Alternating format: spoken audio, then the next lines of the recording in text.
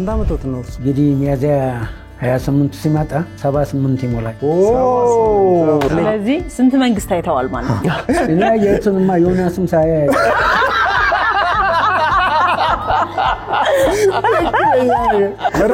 በደንብ ካስታወሱ ምንም እንግሊዝ መጽሐፍ አብሮ ተቀብሎ ሊሆን ይችላል።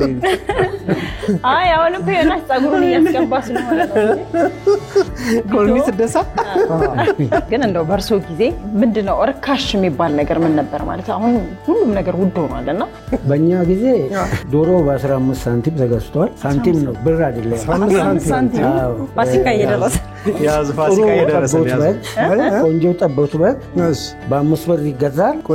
ቆዳው 250 ይሸጣል። ሙሉ በግ በ250 ይባላል ማለት። ጎንደር ነው ያገባሁት።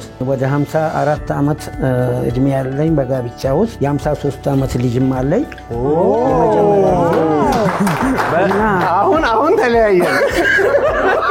ሙሉ የጆሮ ወርቅ ገዝቼ ሰዓት ቀለበት አድርጌ የአንገት ሐብል ገዝቼ ሙሉ ሻንጣ ልብስ ገዝቼ ደግሼ ስንት ሺህ ነው አሁን እናንተ ብትገምቱ ስንት አወጣው? የዛኔ በዛን ጊዜ በርካሽ ጊዜ 1200 1200 በጣም ብዙ ነው የሄድከው።